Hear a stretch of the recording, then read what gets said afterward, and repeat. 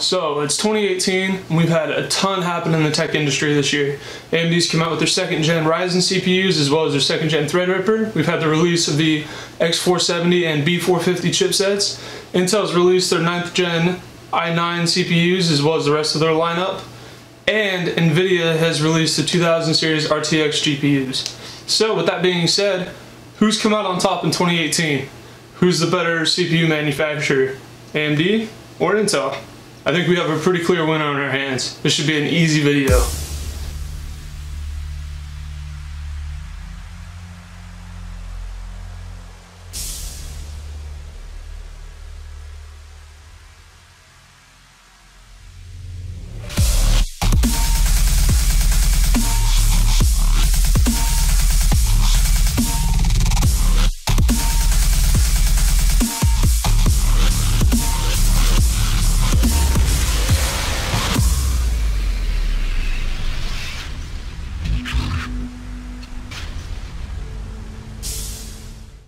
For you to understand my reasoning, we need to study the history of the two companies. If I simply state the answer to this debate, it can be dismissed as subjective, and then you'd miss the point entirely. So, let's get into it. At the dawn of the computer age, in 1969, AMD is born.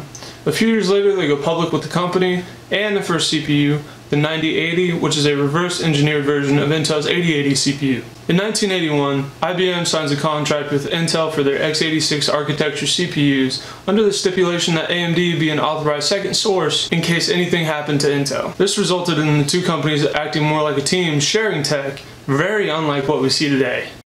It was 1993. Sleepless in Seattle is debuting in theaters. Meatloaf's I'd Do Anything for Love is playing on the radio. And you can't wait to get home from school to play Duke Nukem with your friends. Guess what else? Intel's first Pentium lineup of CPUs has just been released. This is the first consumer-grade CPU that benefits modern graphics applications, just like the game Doom that we all love. And yes, Doom is 25 years old. AMD responded to Intel's Pentium CPU with their own in-house lineup of the K5 CPU. K stands for Kryptonite, which is the first recorded ever shade thrown at Intel in a long series of disses to come. In March 6, 2000, AMD releases the first CPU ever to break the 1 GHz barrier, which is a huge achievement.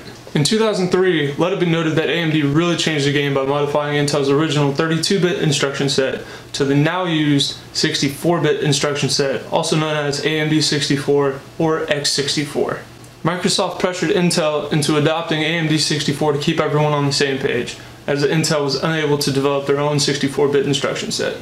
If AMD broke all these barriers and pioneered so many good things, why do they have such a bad reputation? Let's fast forward to 2011. Intel's Core series CPUs are out and being sold. The 2700K unlocked quad-core monster of a CPU was released in October of 2011. What was AMD's response? Releasing the first iteration of the FX series processors, specifically the FX 8100, the notorious 8-core 2.8 GHz CPU. Unfortunately, the FX series processors are notorious for underperforming. The IPC, or instructions per clock, are incredibly low, while power consumption and heat remain incredibly high. Given that the 2700K has half as many cores and performs better with cooler temperatures, AMD wasn't looking so good. So what did AMD do? They continued developing the FX processor. October of 2012, the famous FX 8350 CPU was released. This CPU had a base clock of 3.5 GHz and was unlocked, so you could push it further if you could manage to keep the thermal throttling issues these CPUs had in check. In June of 2013, Intel releases a string of 4th gen processors, the most notable of which being the 4770K. Even today, almost 6 years later, it's still very relevant in budget gaming.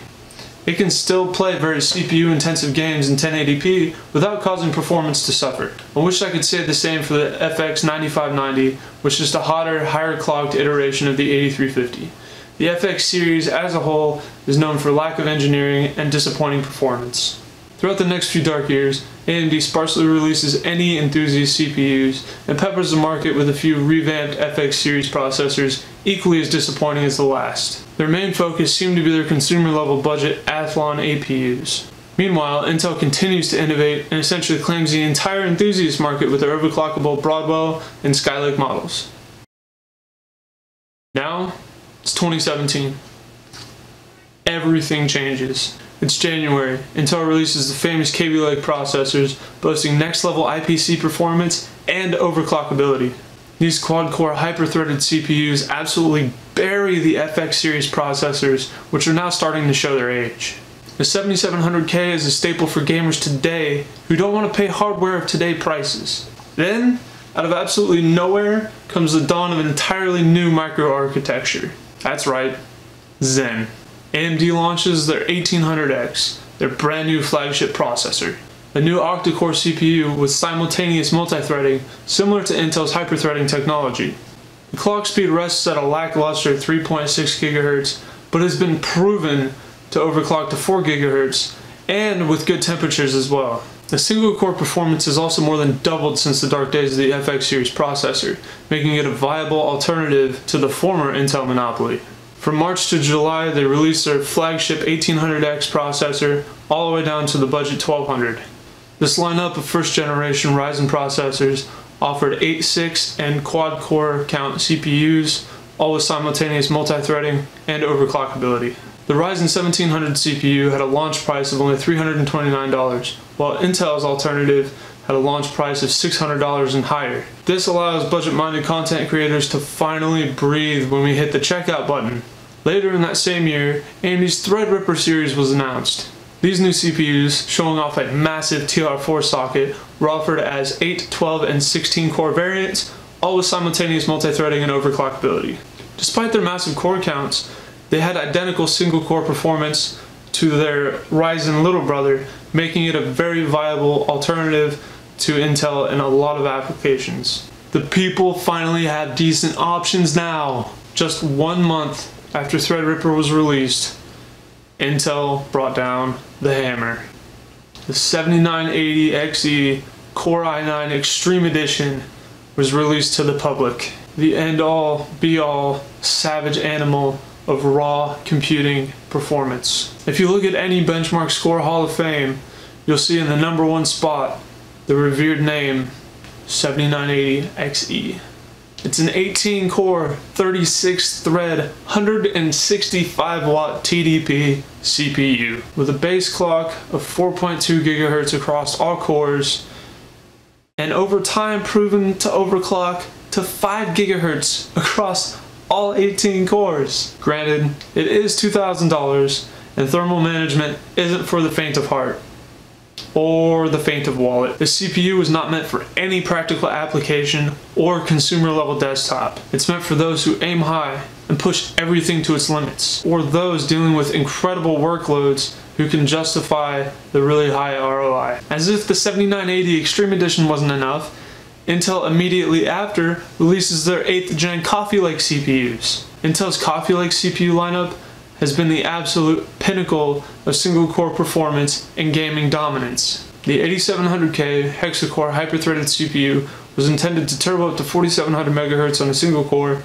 and as more cores are being stressed, to scale down to 4.3 GHz. Given that this is a K-SKU and overclockable, these numbers were thrown in the trash shortly after enthusiast overclockers got their hands on them. I won't talk about liquid nitrogen because it's not a relatable daily use figure, but the 8700K has been known to hold 5.4 GHz stable, provided you can keep the temperatures in check. This results in a single-core Cinebench 15 score of 230 points or higher, whereas Ryzen is still stuck in the 170 range. The original launch price of the 8700K was $359, but as Intel reported limited stock, prices have gone up to $400 and keep climbing. In April of 2018, AMD released a revamped version of the Zen microarchitecture, the Zen Plus, along with the release of the 2000 series Ryzen processors debuting with their flagship, the 2700X. The core counts were consistent with their first lineup of CPUs, with the exception of there being no 2800X and no 2200 except for the 2200G, which is an APU. The Zen Plus microarchitecture moved from a 14 nanometer node process to a 12 nanometer, netting an estimated 10 to 15% IPC increase, as well as boosting overclocking headroom another 200 MHz over the previous gen. The B450 and X470 chipsets were released, and they use the same socket, making it backwards compatible with first and second gen Ryzen processor. In June of 2018, Intel did something that was perceived as a ridiculous money grab, which is really hard to debate is anything but. They released the 8086K processor to honor their 40-year anniversary in the industry. They named this after their pioneer processor, the 8086.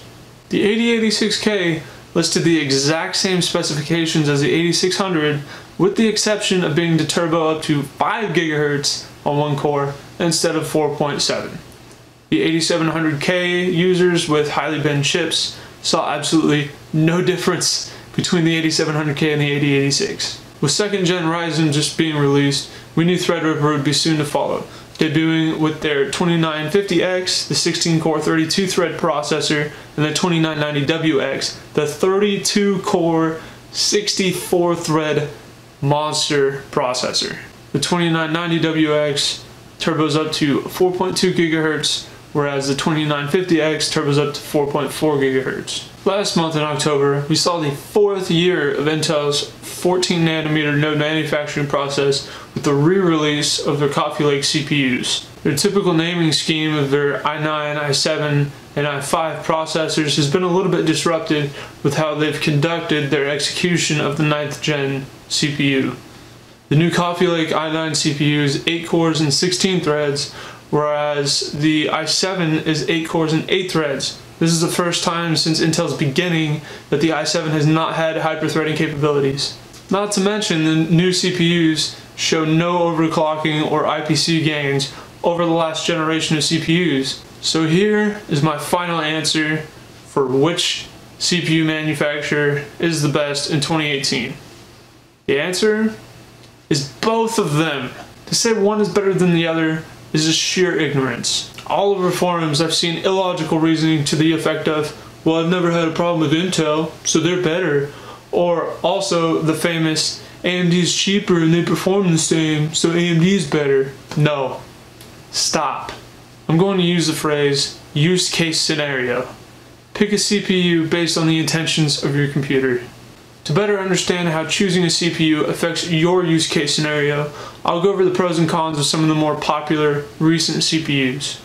The 8100 is really good for budget gaming due to Intel's superior IPC and pretty good clock speed for what it is. It is a 4-core with no hyper-threading, but for most games, you can get away with that. You might see a slight boost in performance if you went with a 6 or 8 core processor, but honestly, for budget gaming and only paying $130 for one, it's a really great option. For $40 more, you can get 2 more megabytes of cache, as well as overclocking with the 8350K. The i5-8400 is another great performer. It's a 6-core, 6-thread CPU that turbos to 4 GHz for only $220. Having 2 more cores than the 8100 and a higher clock speed, this makes it a great all-around CPU from gaming to even light productivity work. Now, let's talk about the revered 8086K. There's much more than meets the eye here. Yes, it's $440 and is 6 cores just like the 8400, but there is so much more. So first off, this processor has hyper-threading enabled, which gives you an additional 6 logical processors to your 6 physical ones. Having hyper-threading enabled gives you a huge performance boost in multi-threaded applications, much like productivity workloads. From the factory, this CPU turbos up to 5 GHz on a single core, giving you an excellent high frame rate gaming session, provided your GPU is up to par.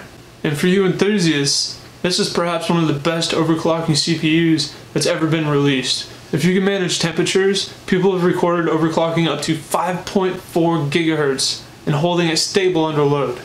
And that's just with an open water loop. That's not even liquid nitrogen or using a chiller. When you combine obscenely high clock speeds with Intel's great IPC, you get an amazing gaming CPU that will stay relevant for a really long time. For 7th gen Intel, I'm just going to bring up the 7700K. Why? I feel like the cost of mid-range 8th gen Intel CPUs are fair enough to rely on for anything other than gaming. But the 7700K is special. It is a serious overclocker, which, having 4 cores and 8 threads and that really high overclock speed, will also net you amazing gaming results, and for the cost less than a mid-range 8th gen Intel CPU.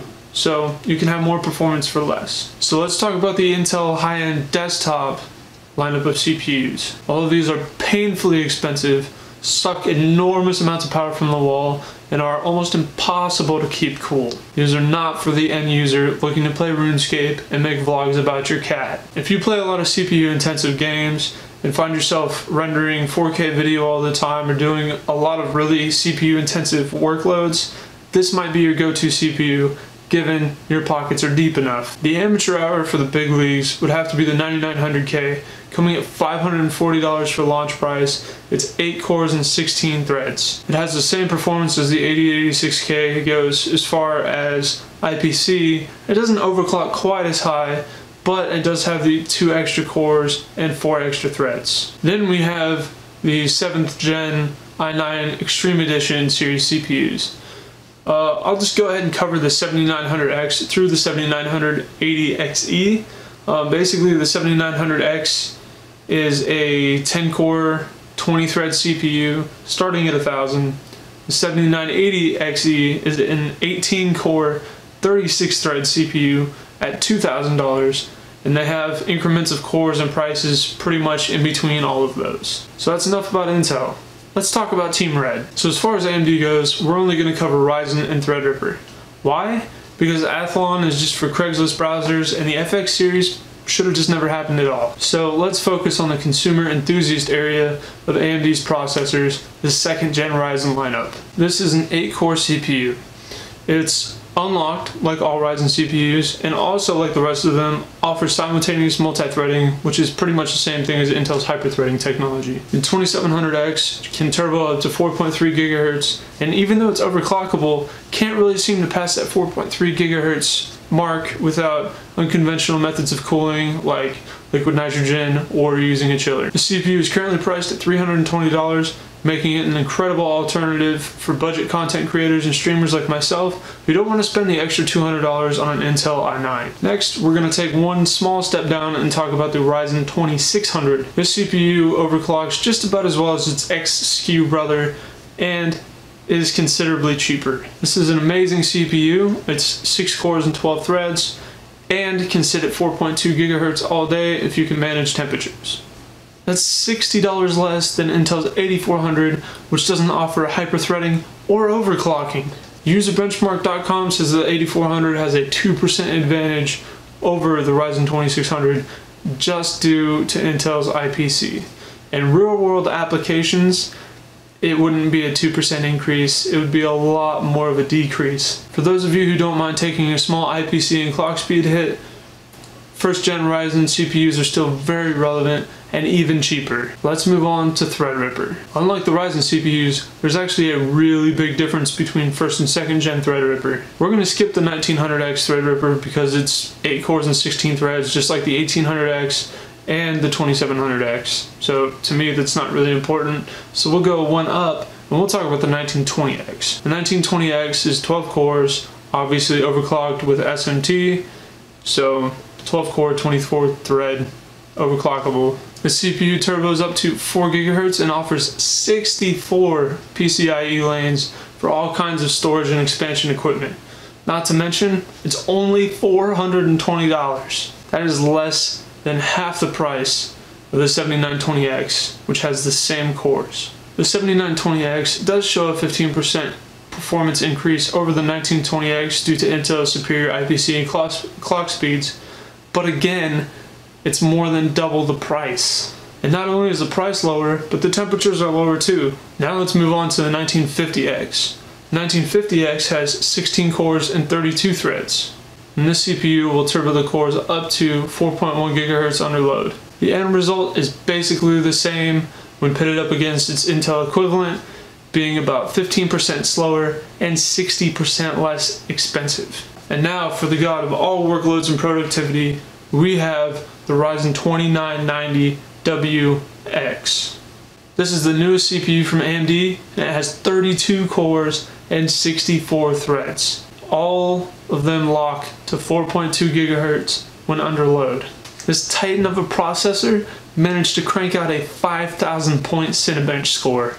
The 7980XE, pinnacle of enthusiast overclocking and performance, while in its stock form was only able to crank out a 3000 Cinebench score. And for some extra salt in the wound, the 2990WX is $300 less than the 7980XE, coming in at only $1,700.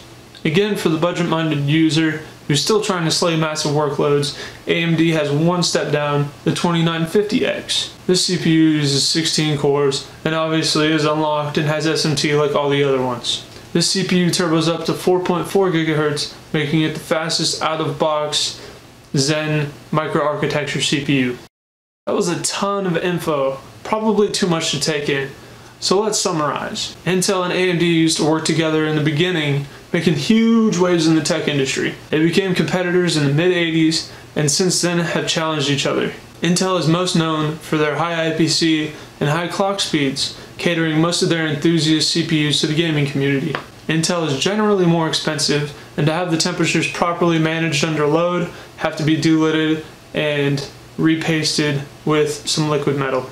AMD offers high core count CPUs for almost consistently half the price of Intel, making them a serious contender for people relying heavily on multi-threaded capabilities such as streaming, rendering, or even multitasking. They make great, capable mid-range processors, also as an alternative to Intel's high-priced equivalent. AMD's IPC is behind roughly about 10%, so your friends gaming on the Intel counterpart are probably going to get a little bit higher FPS than you at 1080p, but when you scale up to 1440p or even 4K, the difference will be negligible. AMD also uses a high quality solder between the CPU die and the IHS, so as far as managing temps goes, just find a good cooler that works for you and you're all set. Again, there's no winner here.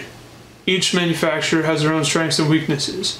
What are you going to be using it for? Gaming, streaming, video editing? What's your budget? These are all things that you need to consider when choosing a CPU for your PC. I hope this video was helpful in finding you a new CPU for your computer. Again, I love what both manufacturers are doing, and the strengths and advantages, the innovations they're bringing to the market are all great. If you liked the video, hit the thumbs up. If it sucked, thumbs down. Hit the sub button so you don't miss any future content, and we'll see you next time.